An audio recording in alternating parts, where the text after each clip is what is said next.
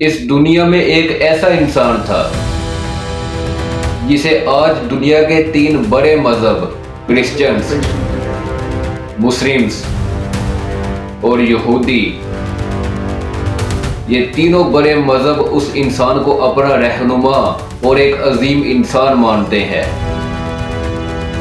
آج سے ہزاروں سال پہلے جب یہ دنیا شرک اور بت پرستی میں ڈوبی ہوئی تھی، تب اس انسان نے اپنی زندگی کا ایک اہم حصہ لوگوں کو یہ بتانے میں گزارا کہ اس ساری کائنات کو ایک خدا نے بنایا ہے اور اس اکیلے خدا کے علاوہ کوئی خدا نہیں ہے اور تم اسی خدا کی عبادت کرو۔ لیکن اس وقت کے لوگوں نے اس انسان کی باتوں کی قدر نہیں کی اور اسے جلتی ہوئی آگ میں پھینک دیا، اور وہ انسان تھا حضرت ابراہیم علیہ السلام۔ That's what it's called in the original Hebrew. Abraham. Abraham is fine. Well, the Abraham Accords are a great achievement. سب مسلمان تو حضرت ابراہیم کو ایک عظیم انسان سمجھتے ہیں، لیکن کرسچن اور یہودی یہ حضرت ابراہیم کو عظیم انسان کیوں مانتے ہیں؟ آج سے ہزاروں سال پہلے حضرت ابراہیم کی پیدائش عراق کے ایک بہت بڑے شہر میں ہوئی۔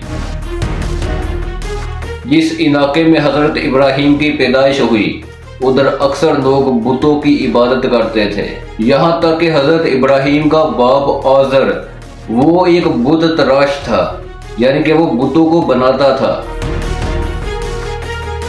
جب حضرت ابراہیم جوان ہوئے تو انہوں نے اپنے باپ سے کہا کہ ابا جان، آپ ایسی چیزوں کی عبادت کیوں کرتے ہیں جو نہ دیکھ سکتی ہیں، نہ سن سکتی ہیں اور نہ ہی آپ کو کوئی فائدہ پہنچا سکتی ہیں؟ اور ابا جان، میرے پاس ایسا علم ہے جو آپ کے پاس نہیں، اور آپ میری بات مانیں، میں آپ کو سیدھا راستہ دکھاؤں گا۔ اور ابا جان، مجھے ڈر ہے کہ آپ پر رحمان کا عذاب نہ آ جائے۔ تو حضرت ابراہیم کے باپ نے جواب دیا کہ ابراہیم، کیا تو میرے خداؤں کی عبادت نہیں کرتا جنہیں میں اور میرے باپ دادا پوجتے آ رہے ہیں؟ اور اگر تو اپنی ان حرکتوں سے باز نہ آیا تو میں تجھے سنسار کر دوں گا، ابھی میرے سامنے سے ہٹ جا۔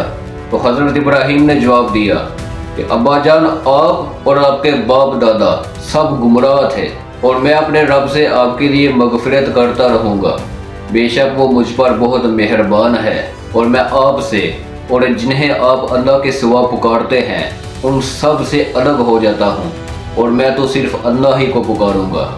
اسی طرح حضرت ابراہیم اپنی قوم کو سمجھاتے رہے کہ وہ ایک اللہ کی عبادت کرنے لگے، لیکن قوم کے اکثر لوگوں نے ان کی بات نہیں مانی۔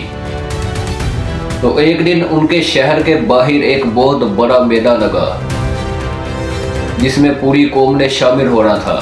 تو لوگ اس میلے پر جانے لگے اور لوگوں نے حضرت ابراہیم سے بھی کہا کہ تم بھی ہمارے ساتھ چلو۔ تو حضرت ابراہیم نے کہا میں نہیں جا سکتا، مجھے بخار ہوا ہے۔ تو حضرت ابراہیم شہر کے اندر ہی رہے اور ان کی پوری قوم شہر سے باہر چلی گئی۔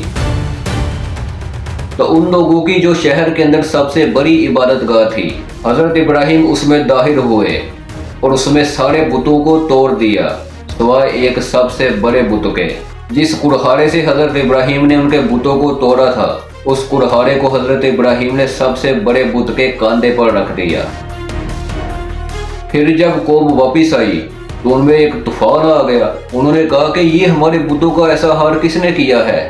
پھر ان میں سے ایک آدمی نے کہا کہ ہمارے درمیان ایک بندہ ہے تھا جس کا نام ابراہیم تھا، جو کہ ہمارے ان بتوں کے خلاف تھا، تو یہ کام اسی کا ہو سکتا ہے۔ تو وہ حضرت ابراہیم کو اپنے حکمران نمرود کے سامنے لے آئے اور کہا کہ ابراہیم، کیا ہمارے بتوں کو تم نے توڑا ہے؟ حضرت ابراہیم نے کہا کہ یہ جو سب سے بڑا بت ہے تم اس سے پوچھو، کیونکہ کڑہاڑی تو اس کے کاندھے پر رکھی ہوئی تھی، تو ہو سکتا ہے کہ اس نے سب کو توڑ دیا ہو۔ ان لوگوں نے کہا کہ ابراہیم، تم اچھی طرح جانتے ہو کہ یہ کوئی حرکت نہیں کر سکتا، تو یہ کیسے توڑے گا؟ تو حضرت ابراہیم نے کہا کہ تف ہو تم پر، تم ایسے کو مدد کے لیے پکارتے ہو جو نہ چڑھ پھر سکتا ہے اور نہ تمہارے کوئی کام آ سکتا ہے۔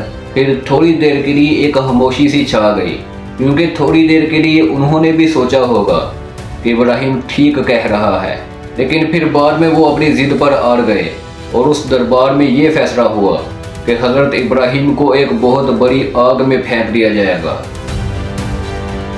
تو انہوں نے ایسا ہی کیا، ایک بہت بڑی آگ جلائی اور اس میں حضرت ابراہیم کو پھینک دیا، لیکن اللہ کے حکم سے اس آگ نے حضرت ابراہیم کو کوئی نقصان نہیں پہنچایا اور حضرت ابراہیم صحیح سلامت اس آگ سے باہر آ گئے۔ لیکن یہاں پر میرے دماغ میں ایک سوال آ رہا ہے کہ حضرت ابراہیم جڑتی ہوئی آگ سے زندہ باہر آ گئے، یہ منظر سب لوگ دیکھ رہے تھے، لیکن اتنا بڑا معجزہ دیکھنے کے بعد بھی لوگ ان پر ایمان کیوں نہیں لائے؟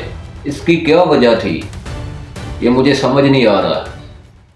بہرحال جب حضرت ابراہیم آگ سے باہر آ گئے تو نمرود نے انہیں اپنے پاس بلا لیا اور نمرود نے انہیں بلا کر پوچھا کہ تمہارا رب کیسا ہے؟ تو حضرت ابراہیم نے فرمایا کہ میرا رب وہ ہے جو زندہ کرتا ہے اور بعد میں موت دیتا ہے۔ نمرود نے کہا کہ یہ کام تو میں بھی کر سکتا ہوں۔ پھر اس نے جیل سے 2 قیدیوں کو بلوایا، ان میں سے ایک کو قتل کر دیا اور دوسرے کو آزاد کر دیا۔ یہ کر کے اس نے کہا کہ دیکھو، میں نے بھی ایک کو زندگی بخش دی اور دوسرے کو موت دے دی، تو پھر میں بھی زندہ کر سکتا ہوں اور مار سکتا ہوں۔ پھر حضرت ابراہیم نے فرمایا کہ میرا رب وہ ہے جو سورج کو مشرق سے نکالتا ہے اور مغرب میں غروب کرتا ہے، تو تو یہ کام کر کے بتا۔ اب جیسے ہی نمرود نے یہ بات سنی تو وہ ہکا بکا رہ گیا کہ یہ کیسی بات کر دی ہے۔ پھر اس نے حضرت ابراہیم سے کہا کہ تو اس شہر کو چھوڑ کر چلا جا۔ جب حضرت ابراہیم نے اس شہر کو چھوڑا تو ان کے ساتھ صرف 2 لوگ تھے، ایک ان کی بیوی حضرت ہاجرہ تھی اور دوسرے ان کے بھتیجے حضرت لوط علیہ السلام تھے، جو کہ بعد میں ایک بہت بڑے رسول بنے۔ اس کے بعد حضرت ابراہیم نے شام کی طرف ہجرت کر لی اور اس کے بعد ان کی زندگی میں بہت سی آزمائشیں آئیں، وہ انشاءاللہ پھر کسی ویڈیو میں ڈسکس کریں گے۔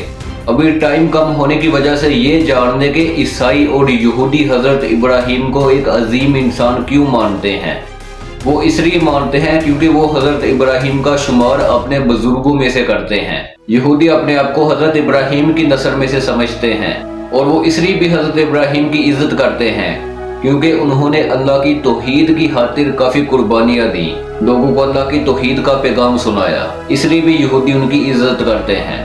اور عیسائیوں کا بھی تقریباً یہی عقیدہ ہے کیونکہ حضرت عیسیٰ علیہ السلام بھی حضرت ابراہیم کی نسل میں سے تھے، تو وہ بھی شاید اس لیے ہی حضرت ابراہیم کو ایک عظیم انسان مانتے ہیں۔ اللہ حافظ۔